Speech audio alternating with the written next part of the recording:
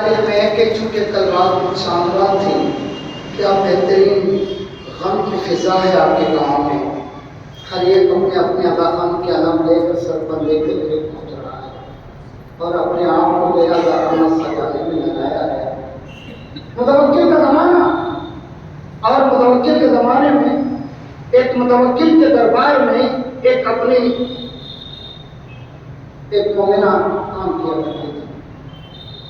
اور اس زمانے میں آج کل کیا ہے، انسان یا تو روکوں کے ذریعے سے پتا چلتا ہے یا خود اپنی آنکھوں سے دیکھا جاتا ہے. اس زمانے میں کیا ہے کہ جب آل محمد کے گھروں سے دھواں اپنا بند ہو جاتا تھا، اس کے بعد جاتے ہیں کہ محرم کا مہینہ آ گیا. چوتھا تاریخ میں یہ ہے کہ جیسے ہی محرم کے چاند کو اس مومنہ نے جیسے ہی دیکھا، دربار میں متوکل کے کریا کر رہے، کبھی اس طرف کبھی اس طرف، کبھی ادھر کبھی ادھر. متوکل کو پتا چلا کہ یہ جو ہے وہ ماننے والی ہے. اس نے ظالم نے کیا کہا کہ میں تم کو قتل کر دوں گا، میں تم کو قتل کر دوں گا.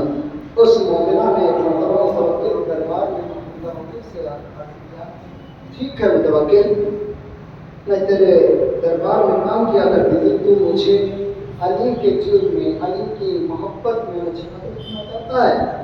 ٹھیک ہے، تو مجھے قتل کر دینا، لیکن مجھے تم اتنی مہلت دے دو کہ میرے 2 چھوٹے چھوٹے بچے گھر میں ہیں، میں اپنے بچوں سے مل کر آتی ہوں، تب مجھے قتل کر دینا.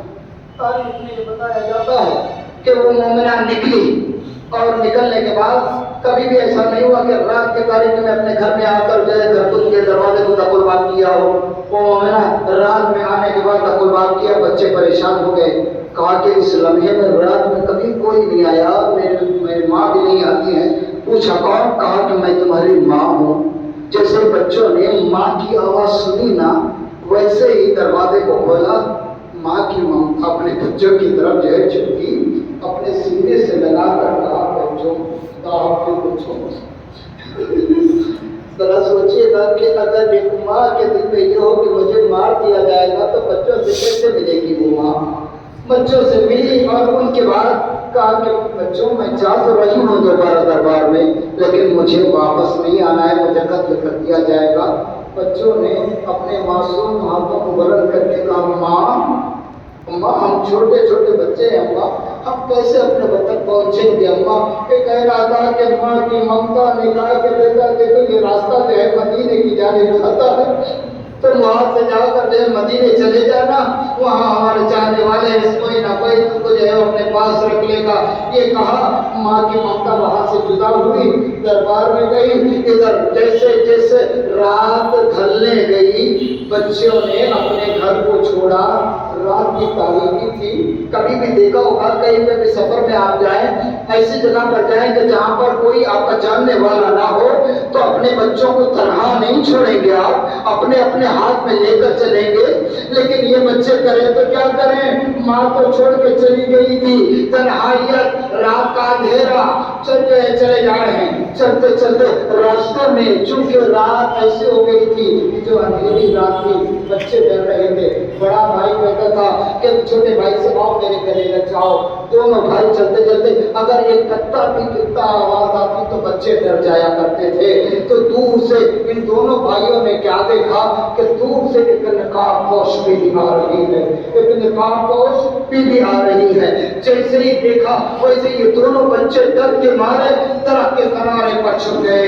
دیکھتے جاتے تھے وہ نقاب پوش آگے آ رہی، آگے چلے آ رہی ہے. جیسے نزدیک آئی بچے ڈر کے پیچھے ہٹے، بچوں کی جانب اس نقاب پوش نے اپنے باہوں کو بڑھا دیا.